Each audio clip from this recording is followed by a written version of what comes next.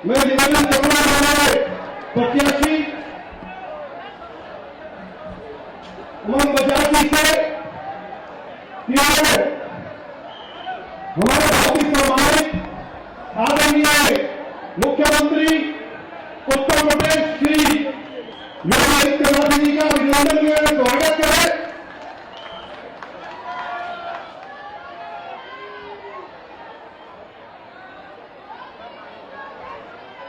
योगी जी को जय श्री राम, योगी जी को जय श्री राम। जोरदार करते ध्वनि से अभिनंदन करेंगे। भारत माता की, भारत माता की। योगी जी, योगी जी, योगी जी, भारतीय जनता पार्टी।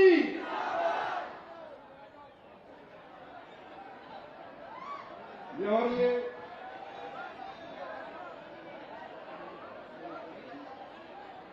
आज हमारे लिए और भी हर्ष का विषय है।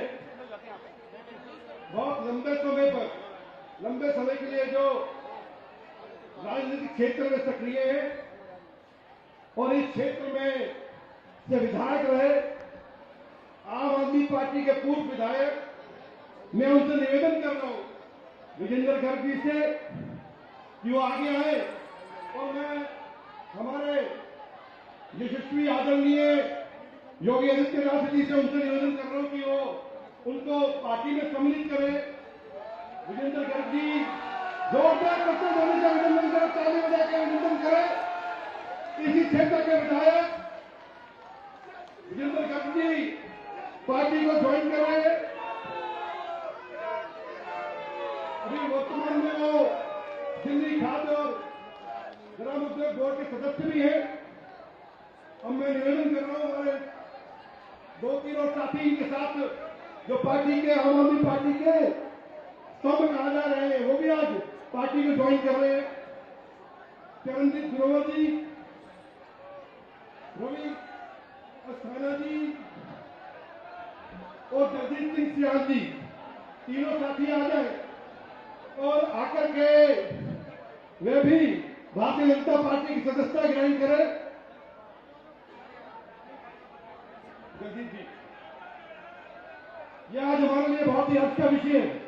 देखिए कि अगर इस प्रकार के साथी अगर उस दल को छोड़कर यहां आ रहे हैं तो केवल मोदी जी की गारंटी से आज वापिस आ रहे हैं। मैं अब निवेदन कर रहा हूं हमारे प्रत्याशी, हमारे कैंडिडेट जो साथ के वास्ते भी हम पार्षद भी हैं, उमंग बजाज जी, वे आए और आकर के अपनी बात रखें।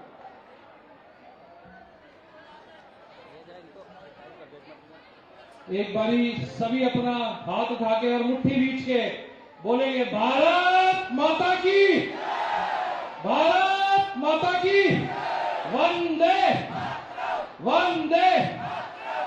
मंच पर विराजमान हिंदू हृदय सम्राट उत्तर प्रदेश के माननीय मुख्यमंत्री श्री योगी आदित्यनाथ जी, सम्मानित मंच उपस्थित मेरे पिता तुल्य बुजुर्गों, मेरी माताओं, भाइयों, बहनों एवं समस्त इंद्रपुरी परिवार को जय श्री राम। मेरा समस्त इंद्रपुरी और राजेंद्र नगर विधानसभा का परिवार यहाँ है। मैं आप सबसे एक चीज पूछना चाहूंगा, क्या पिछले 10 साल में इस निकम्मी सरकार ने आपको साफ पानी दिया? क्या सही सड़कें दी? क्या ऐसी लोकेलिटी थी जहां पे सीवर का पानी बाहर ना आ रहा हो? और ये कह रहे थे कि बिजली के बिल माफ करेंगे। कितनों के बिल माफ हुए? अब इनको जवाब देने का समय आ गया है। ये चुनाव दिल्ली का चुनाव है, ये दिल्ली की आने वाली विकास का चुनाव है। अब हमें इस आपदा वाली सरकार को जवाब देना है। मैं एक चीज और पूछना चाहूंगा, राजेंद्र नगर में 3 बच्चों ने इनकी लापरवाही से इनकी जान चली गई थी, 3 स्टूडेंट्स की। क्या वो सही हुआ था, गलत हुआ था? और ये कहते थे कि जी एमसीडी में हमारी सरकार आन दो, हम कूड़े के ढेर हटा देंगे, हम सीवर साफ कर देंगे। वहां पे गलती भी जल बोर्ड की थी, गलती भी एमसीडी की थी, फिर भी इन्होंने कार्य किया। इस चीज का भी जवाब इन्हें देना पड़ेगा। मैं उपस्थित अपने सभी परिवारजनों से यहाँ ये अपने दिल से विनती करता हूं कि 5 तारीख को कमल का बटन दबाएं और दिल्ली में 8 तारीख को डबल इंजन की सरकार लाएं, जिससे दिल्ली में भी विकास हो सके। और जैसे कि आप देख रहे होंगे आजकल प्रयागराज में महाकुंभ चल रहा है, रोज 2 करोड़ लोग वहां स्नान करते हैं। वहां की व्यवस्था देखिए, वहां की साफ सफाई देखिए, और यहाँ देखिए ये पिछले 11 साल से कह रहे हैं कि हम यमुना साफ करेंगे। अब ये दिल्ली के विकास की बात है और दिल्ली को आगे ले जाने की बात है। 5 तारीख को कमल का बटन दबा के 8 तारीख को दिल्ली में डबल इंजन की सरकार बनाइए, ताकि हम दिल्ली, राजेंद्र नगर विधानसभा और इंदरपुरी क्षेत्र का विकास कर सकें। आप सभी का बहुत बहुत धन्यवाद। जय हिंद, जय भारत, भारत माता की धन्यवाद। बढ़िया, धन्यवाद उमंग जी। अब जिनका हमें इंतजार है, जोरदार इस्तिकबाल से, जोरदार ताली से, जोरदार अभिनंदन से उनको हमें अपने बीच में बुलाना है। मैं निवेदन कर रहा हूं हमारे आदरणीय यशस्वी योगी आदित्यनाथ जी से कि वो आए और आकर के हमें संबोधित करें।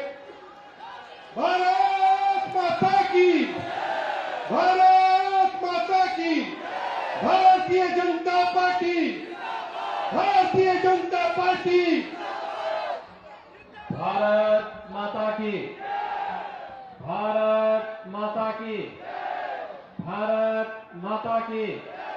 वंदे वंदे वंदे। नमः पार्वती पतिये हर हर।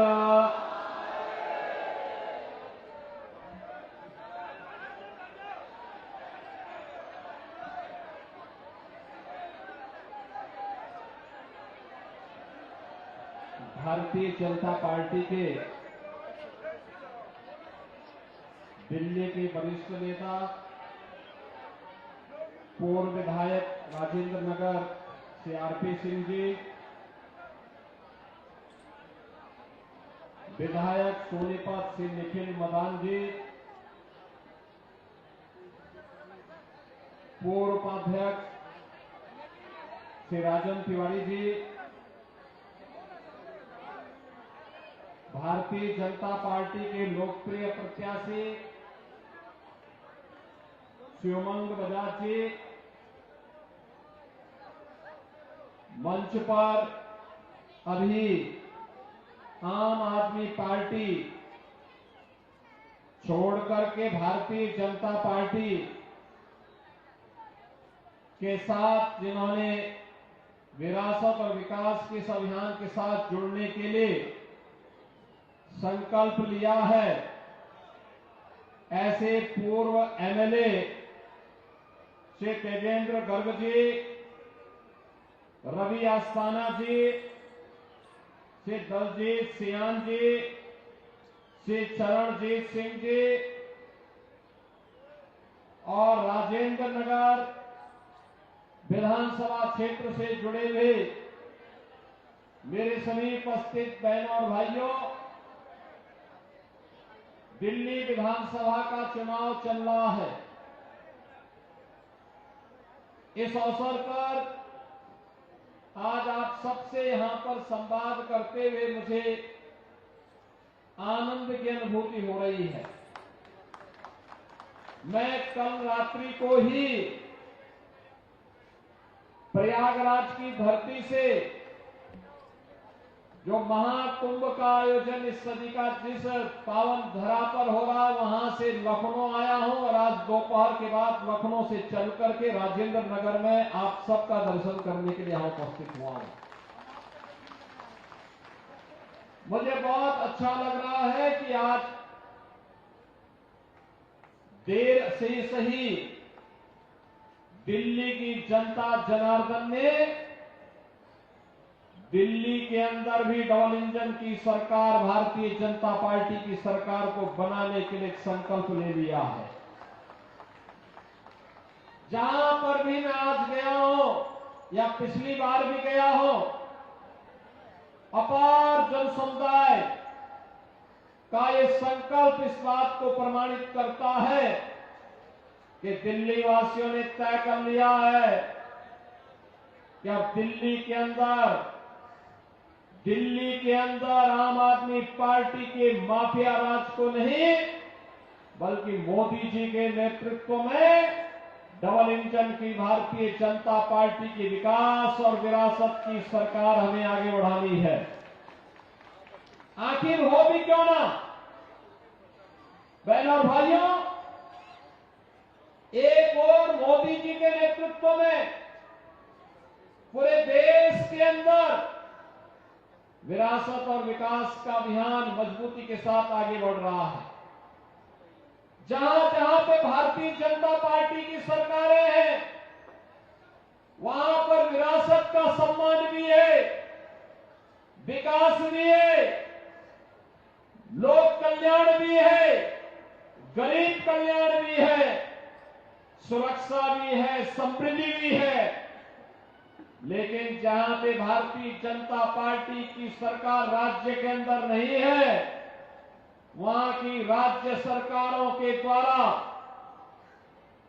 अपने निहित राजनीतिक स्वार्थों के लिए न केवल सुरक्षा पे सेंध लगाया जा रहा है, बल्कि भ्रष्टाचार के नए नए कीर्तिमान स्थापित करते हुए जनता जनार्दन को बुनियादी सुविधाओं से भी वंचित करने का कार्य किया जा रहा है।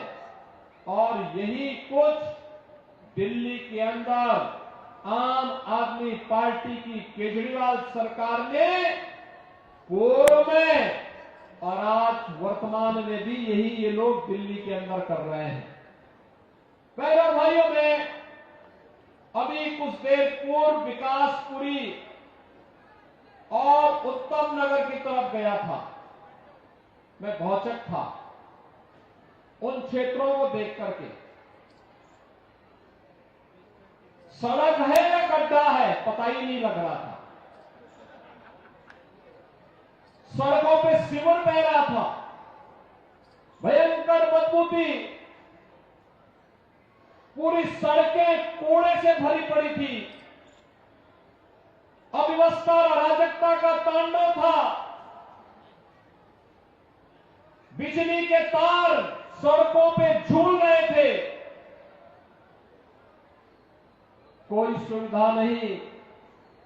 आम आदमी पार्टी ने दिल्ली को कितना नारकीय बना दिया है, ये अंदाजा आप यहां की सड़कों पर, और अभी कुछ दिनों के अंदर जब टैंकर माफिया के द्वारा पानी के लिए तरसाया जाएगा, उस समय भी ये दृश्य आप देखेंगे। आम आदमी पार्टी के इन कारनामों को देखने का अवसर दिल्ली ही नहीं पूरा देश देखता है, पूरी दुनिया देखती है।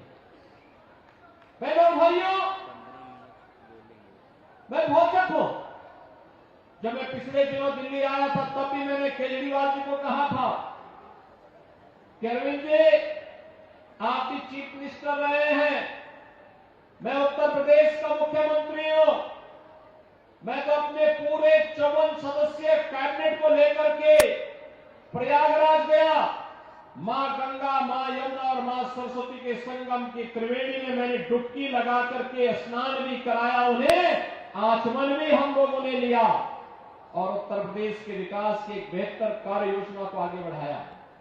लेकिन अगर इनमें नैतिक साहस है तो अरविंद केजरीवाल जी को स्वयं यमुना जी ने अपने कैबिनेट के साथ जाकर के डुबकी लगा करके आचमन करके दिल्ली वासियों को आश्वस्त करना चाहिए कि यमुना शुद्ध है, अविरल है, निर्मल है। इनमें साहस नहीं है, ये नहीं कर सकते, क्योंकि इन्होंने अविरल और निर्मल गंगा को, हमारी पौराणिक यमुना को याद करिए, जिस यमुना जी के किनारे भगवान कृष्ण ने 5000 वर्ष पहले अपनी पूरी लीलाएं रची हो, दिल्ली के अंदर वही यमुना नाले में बदल गई, गंदगी का एक नाला बन गया है। लोग हंसते हैं आम आदमी पार्टी की अराजकता पर, इस भ्रष्टाचार पर। उत्तर प्रदेश के अंदर गंगा अविरल और निर्मल हो गई। हमने आगरा के बाद यमुना जी ने व्यापक शोधन के कार्यक्रमों को आगे बढ़ाया। परिणाम है कि प्रयागराज में जाकर के मां गंगा और यमुना का संगम जब होता है तो संगम में अविरल गंगा है तो अविरल यमुना भी है। परिणाम है कि कोटि कोटि श्रद्धालु आकर के संतों के सानिध्य में महाकुंभ का स्नान कर रहे हैं। पिछले 16 दिनों में अब तक 18 करोड़ लोगों ने स्नान किया है। और बहनों और भाइयों, महाकुंभ के 45 दिनों की इस अवधि में 40 से लेके 45 करोड़ श्रद्धालु प्रयागराज की धरा पर आकर के इस पावन कुंभ का आनंद लेगा। मैं पूछना चाहता हूं, आखिर दिल्ली की जनता ने क्या किया था? क्यों इतना बड़ा अन्याय आम आदमी पार्टी की सरकार दिल्ली के साथ, यमुना जी के साथ कर रहा है? क्यों किया इन्होंने? ये प्रश्न आज इनसे पूछा जाना चाहिए। और मैं यह भी प्रश्न इनसे पूछना चाहूंगा, कहां इन्होंने दिल्ली के इंफ्रास्ट्रक्चर को वर्ल्ड क्लास बनाने की बात कही थी? जब भी केंद्र की मोदी जी के नेतृत्व की सरकार ने इन्हें कहा कि रैपिड रेल के लिए पैसा देना है, उत्तर प्रदेश अपना शेयर देता है, केंद्र सरकार अपना शेयर देता है, लेकिन दिल्ली की आम आदमी पार्टी की सरकार पहली रैपिड रेल के लिए अपना शेयर देने से इनकार करती। 12 लेन का हाईवे जो दिल्ली से मेरठ को जोड़ता, दिल्ली की सरकार ने सहयोग नहीं किया। दिल्ली के अंदर मेट्रो का विस्तार हो, केंद्र सरकार अपना पैसा देती है, दिल्ली की आम आदमी पार्टी सरकार अपना शेयर नहीं देती है। उत्तर प्रदेश आज में सबसे अधिक मेट्रो सिटी के रूप में जाना जा रहा है। उत्तर प्रदेश के अंदर हम लोगों ने 3 करोड़ से अधिक लोगों को, परिवारों को हर घर नल के साथ जोड़ने का काम किया है। लेकिन दिल्ली के अंदर टैंकर माफिया को प्रश्रय देकर के इन लोगों ने दिल्ली की जनता को पानी के लिए तरसाया है, एक एक बूंद पानी के लिए तरसाया है। मुझे तो कभी कभी लगता है कि ऐसा तो नहीं कि इनके अंदर औरंगजेब की आत्मा समा गई है कि दिल्ली की जनता को पानी के लिए तरसा रहे हैं। बहनों और भाइयों, मैं आपका आह्वान करने के लिए आया हूं, जो आम आदमी पार्टी आपको एक एक जल बूंद के लिए, एक एक बूंद जल के लिए तरसा रही है, उस आम आदमी पार्टी को एक एक वोट के लिए तरसाइए। ये सबसे अच्छा समय है, अन्यथा वक्त जाएगा फिर ये वही भ्रष्टाचार में लिप्त हो जाएंगे। ये दुनिया की पहली राजनीतिक पार्टी है, ये दुनिया की पहली राजनीतिक पार्टी है जिस पार्टी के ऊपर भ्रष्टाचार का आरोप लगा है। इस पार्टी के 1 दर्जन मंत्री और पदाधिकारी जेल के अंदर गए हैं या जेल में जमानत पर छूटे हैं। इन्होंने शराब घोटाला किया, भूमि घोटाला किया, यहां पर जनता जनार्दन की हर योजना में लूटपाट किया। इन्होंने यहां दिल्ली की जनता को विकास से भी वंचित किया, बुनियादी सुविधाओं से भी वंचित किया। यहां तक कि केंद्र सरकार के द्वारा स्ट्रीट वेंडर के लिए बनाई जाने वाली पीएम स्वनिधि योजना का लाभ भी यहां के पटरी व्यवसायियों को नहीं लेने दिया। यहां तक कि जिन गरीबों की झोपड़ियां थी उनके लिए मकान मिलते प्रधानमंत्री आवास योजना में, वो आवास भी नहीं लेने दिए। 50,000 आवास बने, लेकिन उन 50,000 आवास में उन गरीबों को इन्होंने कब्जा नहीं लेने दिया। याद करिए, देश के अंदर आयुष्मान भारत में 5 लाख रुपए की सुविधा हर जरूरतमंद को प्राप्त हो रही है। उत्तर प्रदेश के अंदर 10 करोड़ लोग आयुष्मान भारत की सुविधा का लाभ ले रहे हैं प्रतिवर्ष, लेकिन दिल्ली के अंदर 2.5 से 3 करोड़ की आबादी आयुष्मान भारत से वंचित है, क्योंकि आम आदमी पार्टी की सरकार इसको लागू नहीं करने देना चाहती। मोदी जी ने घोषणा की और लागू किया कि हम लोग 70 वर्ष से ऊपर के हर गरीब को 70 वर्ष से ऊपर के हर गरीब को मोदी जी ने घोषणा की और उसको लागू किया कि हर बुजुर्ग आदमी को, हर वृद्धजन को हम आयुष्मान भारत का 5 लाख रुपए का मुफ्त में उपचार का कार्ड देंगे। दिल्ली के अंदर उन्होंने लागू नहीं होने दिया।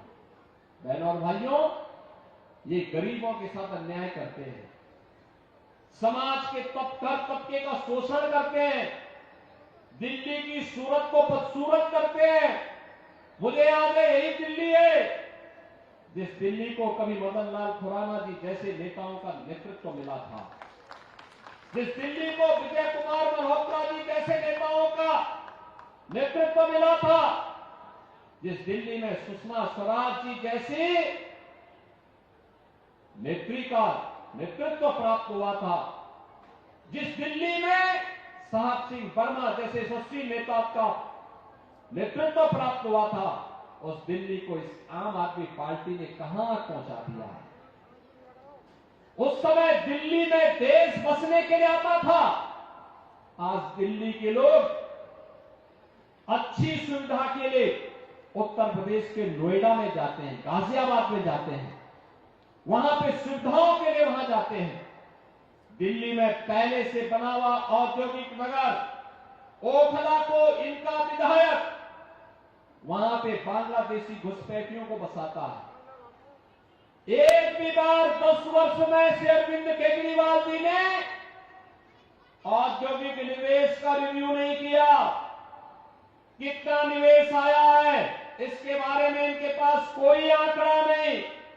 कितने लोगों को रोजगार दिया ये नहीं बता सकते, क्योंकि इन्होंने उस पर कार्य ही नहीं किया। ये इनके एजेंडे का हिस्सा ही नहीं था। युवाओं के हाथों को कार्य मिले, बहन और बेटियां स्वावलंबन की दिशा में अग्रसर हो, पटरी व्यवसायों का स्वावलंबन की दिशा में आत्मनिर्भर बनाया जाए, इसके बारे में इनके पास कोई कार्य योजना नहीं। गरीबों की झुग्गी झोपड़ी को उन्हें पक्के मकान दे करके उनके सम्मान में अभिवृद्धि की जाए, इनके पास, आम आदमी पार्टी के पास कोई कार्य योजना नहीं। हर गरीब के पास अपना राशन कार्ड होना चाहिए, और वह चाहे देश के किसी भी भाग का हो, अगर वह दिल्ली में रह रहा है तो दिल्ली में उसे राशन निकालने का पूरा अधिकार मिलना चाहिए, अपने राशन कार्ड में मिलना चाहिए। ये लोग आज भी उसको वंचित करने का कार्य करते हैं। इनके कृत्य कैसे हैं ये तो कोविड कालखंड में हमने देखा, जब इन्होंने दिल्ली के अंदर गरीबों के पानी के कनेक्शन काट दिए थे, बिजली के कनेक्शन काट दिए थे, राशन के कार्डों राशन से वंचित कर दिया था, स्वास्थ्य की सुविधा से वंचित करने का काम किया था। यही आम आदमी पार्टी की वास्तविक पहचान है। बहनों और भाइयों, आम आदमी पार्टी वक्फ बोर्ड का ही एक नया परिवर्तित रूप है। ये लोग जो जमीन देखते हैं उस जमीन पे काबिज होने का प्रयास करते हैं, और इसीलिए मोदी जी के नेतृत्व में आप देख रहे होंगे, मोदी जी के नेतृत्व में 10 वर्ष में जो कहा मोदी जी ने करके दिखाया। 10 वर्ष में जो कहा सो करके दिखाया। मोदी जी ने कहा था हम विरासत का सम्मान करेंगे। काशी में काशी विश्वनाथ धाम भव्य रूप में सबके सामने आ गया। 500 वर्षों का इंतजार समाप्त करके अयोध्या में राम मंदिर का निर्माण हो गया।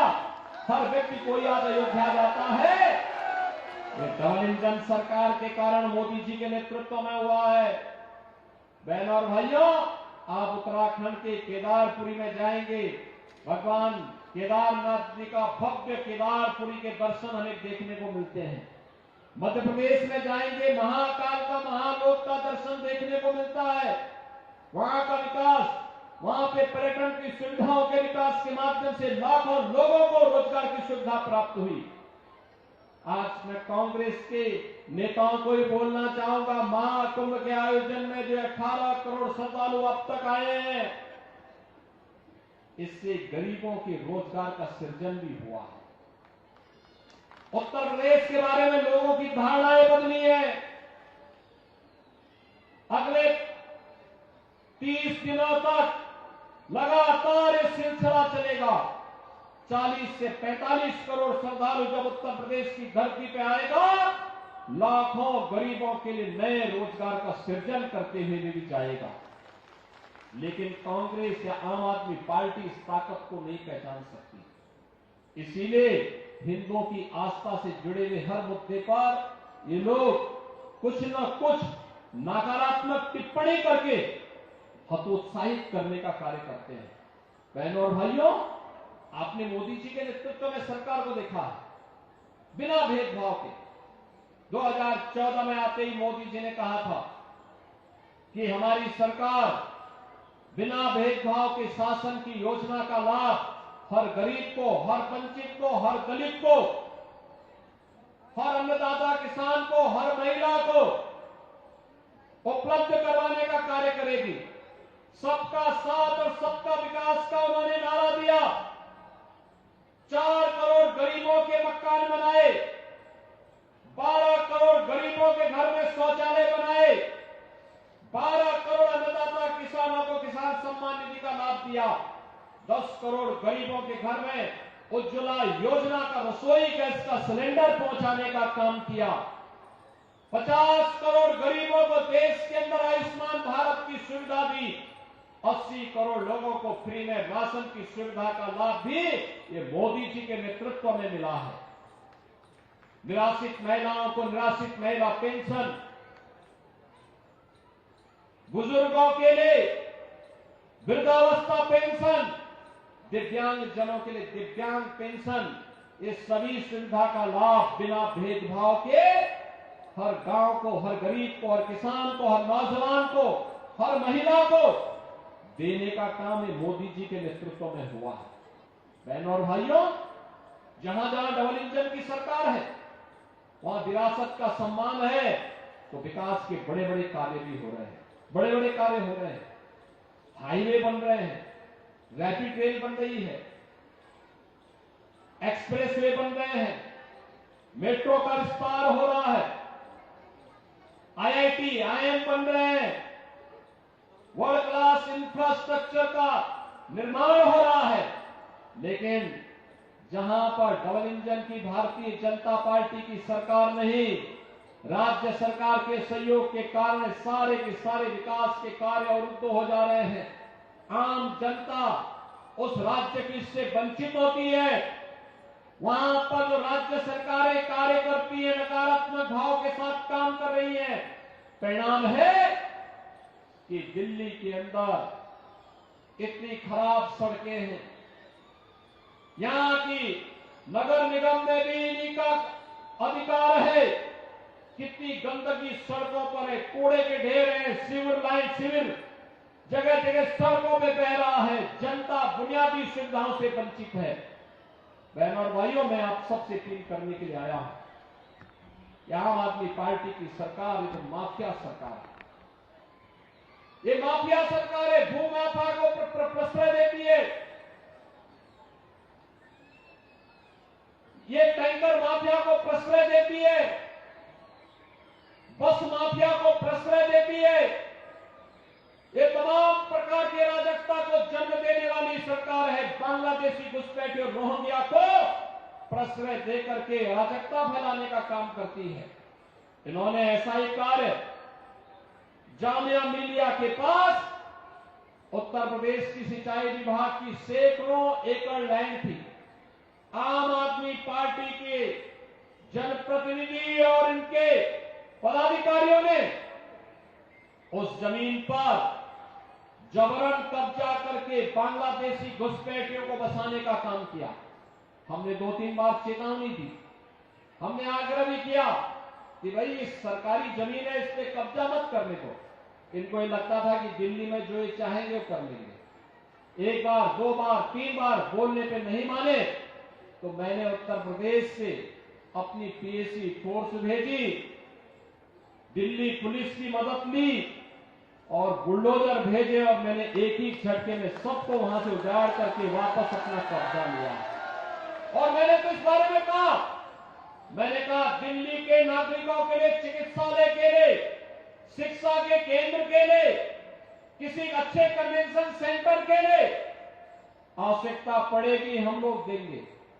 गरीबों के लिए मकान बनाने के लिए आवश्यकता पड़ेगी हम जमीन देंगे, लेकिन विदेशी घुसपैठियों के लिए 1 इंच जमीन नहीं देंगे।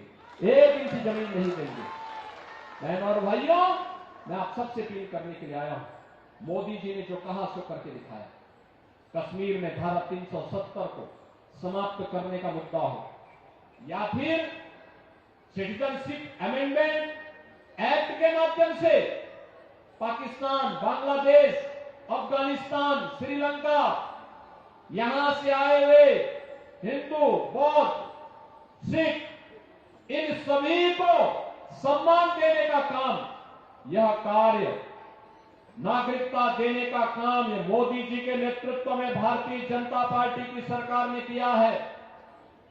याद करिए, गुरु गोविंद सिंह जी के 4 साहिबजादों को सम्मान देने का काम ये भारतीय जनता पार्टी की मोदी जी के नेतृत्व ने दिया है।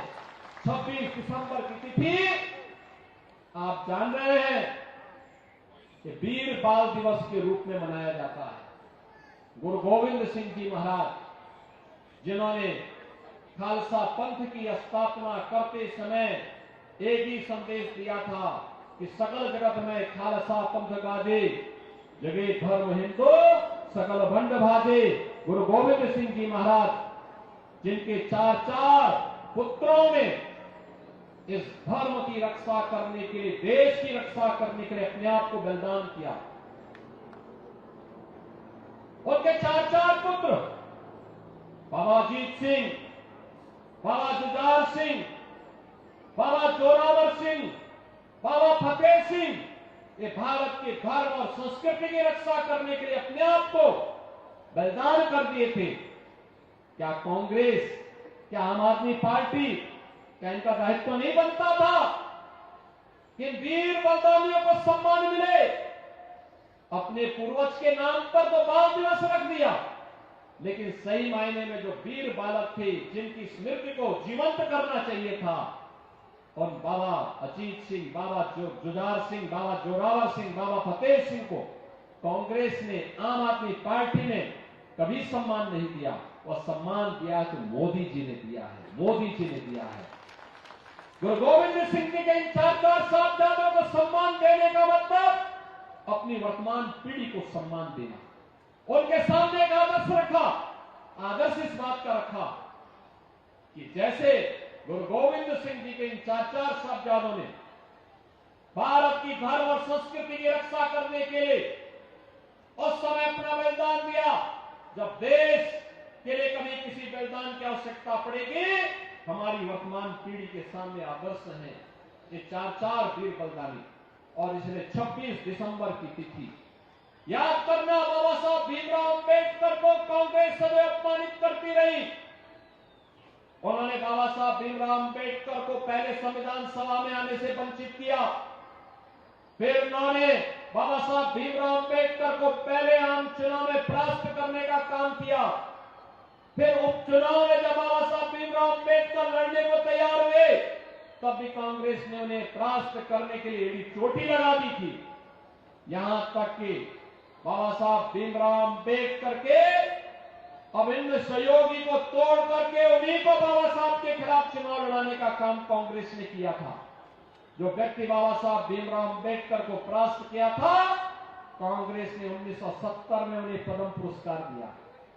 बाबा साहब भीमराव अंबेडकर को सम्मान मिले, उनसे जुड़े हुए स्मारक भव्यता के साथ आगे बढ़े हुए तीर्थ बने, कांग्रेस ने कभी प्रयास नहीं किया। आज बहनों और भाइयों, मोदी जी ने बाबा साहब भीमराव अंबेडकर जैसे के बड़े बनाए हुए संविधान को भी सम्मान दिया। उन्हें बड़े सम्मान के साथ देश की नई संसद में भी रखा। 15 नवंबर की तिथि को 26 नवंबर की तिथि 2015 से संविधान दिवस के रूप में बनाने के लिए 26 नवंबर 1949 को बाबा साहब भीमराव अंबेडकर ने भारत के संविधान को बना करके संविधान सभा को सौंपा था। इस तिथि को संविधान दिवस के रूप में मनाने का कार्यक्रम को आगे बढ़ाया और बाबा साहब भीमराव अंबेडकर से जुड़े हुए 5 केंद्रों को पंच तीर्थ के रूप में विकसित करने का काम भी मोदी जी के नेतृत्व में भारतीय जनता पार्टी की सरकार ने किया है। और इसलिए बहनों और भाइयों, मैं आप सबसे कहने के लिए आया हूं, भारतीय जनता पार्टी ने अपने चुनावी घोषणा पत्र में कहा है बहुत अच्छे ढंग से उन्होंने इस बात का उल्लेख किया है कि हम स्ट्रीट वेंडर को व्यवस्थित पुनर्वास करेंगे। उनके लिए सुरक्षा बीमा का कवर 5 लाख रुपए का सुरक्षा बीमा का कवर देंगे। उनका 10 लाख का इंश्योरेंस भी कराएंगे। हर महिला को सम्मान देने के लिए मासिक धनराशि उपलब्ध करवाने का काम भी करेंगे। हर झुग्गी वासी को पक्का मकान बना करके देंगे, जिससे वह भी सम्मान के साथ एक जीवन को यापन कर सके। लेकिन बहनों और भाइयों, इसके लिए मैं आपका आह्वान करूंगा, भारतीय जनता पार्टी मोदी जी के नेतृत्व में डबल इंजन सरकार आज जिस दिशा में आगे बढ़ी है, देश की राष्ट्रीय राजधानी में डबल इंजन की सरकार आती है, अच्छी सड़कें बनेंगी, पेयजल की सुविधा जैसे देश के अंदर मिला है, गरीबों को मिलने वाली योजनाओं का लाभ जैसे पूरे देश के अंदर प्राप्त हो रहा है, ऐसे दिल्ली के अंदर भी मिलना प्रारंभ होगा। दिल्ली राष्ट्रीय राजधानी के रूप में जगमगाती हुई एक नए इंद्रप्रस्थ के रूप में दुनिया का ध्यान आकर्षित तभी कर पाएगी जब बहनों और भाइयों डबल इंजन की सरकार भारतीय जनता पार्टी के नेतृत्व की दिल्ली के अंदर भी आएगी। और इसी के लिए मैं आपका आह्वान करने के लिए आया हूं। दिल्ली में इस राजेंद्र नगर विधानसभा में भारतीय जनता पार्टी ने श्री उमंग बजाज को अपना प्रत्याशी बनाकर के आपके बीच उतारा है। उमंग बजाज एक जुझारू प्रत्याशी है। बहनों और भाइयों, जुझारू है, युवा है, कर्मठ है, आपके हक के लिए कार्य करने का जज्बा रखते हैं। वह आपके लिए दिल्ली सरकार से भी जूझने की सामर्थ्य रखते हैं। और केंद्र में तो खैर मोदी जी के नेतृत्व की सरकार है, तो सारी विकास मंत्रालय और गृह मंत्रालय की सभी योजनाओं का लाभ भी आपको देने को पूरी मजबूती के साथ काम करेंगे। और इसीलिए यहां पर सुश्री बांसुरी स्वराज जी सांसद है। बांसुरी स्वराज जी और उमंग बजाज विधायक के रूप में उनके साथ मिलकर के इस क्षेत्र के समग्र विकास को आगे बढ़ाने के लिए राजेंद्र नगर का हक देने के लिए यहां के गरीबों को, पटरी व्यवसायियों को, सभी नागरिकों को उनका हक प्रदान करने के लिए सुयोग्य प्रत्याशी के रूप में भारतीय जनता पार्टी ने उन्हें आपके बीच उतारा है। आपका आशीर्वाद उमंग बजाज को प्राप्त होगा। दोनों हाथ पकड़ करके थोड़ा एक बार आश्वस्त करो, आपका आशीर्वाद प्राप्त होगा। दोनों हाथ पकड़ करके मुझे बताओ, जहां तक मेरी आवाज जा रही है आपका आशीर्वाद मिलेगा। आगे पीछे ऊपर नीचे जहां जहां मकानों के ऊपर भी लोग हैं, वे सब भी इस बात के लिए आश्वस्त करो।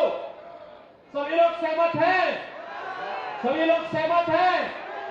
तो 5 फरवरी को आप लोग आर पार की लड़ाई लड़ करके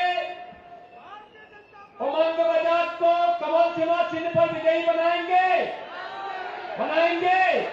तो मेरे साथ बोलेंगे, भारत माता की, भारत माता की, भारत माता की जय श्री राम, जय जय श्री राम। मैं निवेदन कर रहा हूं हमारे तीनों मंडल अध्यक्ष नरेंद्र राम जी, दीपक जी और प्रतीक शर्मा जी, वे भी आगे आ जाए, तीनों आगे आ जाए। महाराज जी से आशीर्वाद प्राप्त करें। 3 मंडल अध्यक्ष हमारे, जिन्होंने जो इस विधानसभा में कार्य को आगे बढ़ाने का, पार्टी के आगे काम को आगे बढ़ाने का काम कर रहे हैं। जिलाध्यक्ष जी हमारे सुनील कक्कड़ जी, मैं उनसे भी निवेदन कर रहा हूँ कि आप भी आगे आ जाए। 3 हमारी महिला नेत्री है, सोनिया जी, सुनीता जी और डॉक्टर चंद्रकांता जी, मैं उनसे भी निवेदन कर रहा हूँ कि वे भी आगे आ जाए।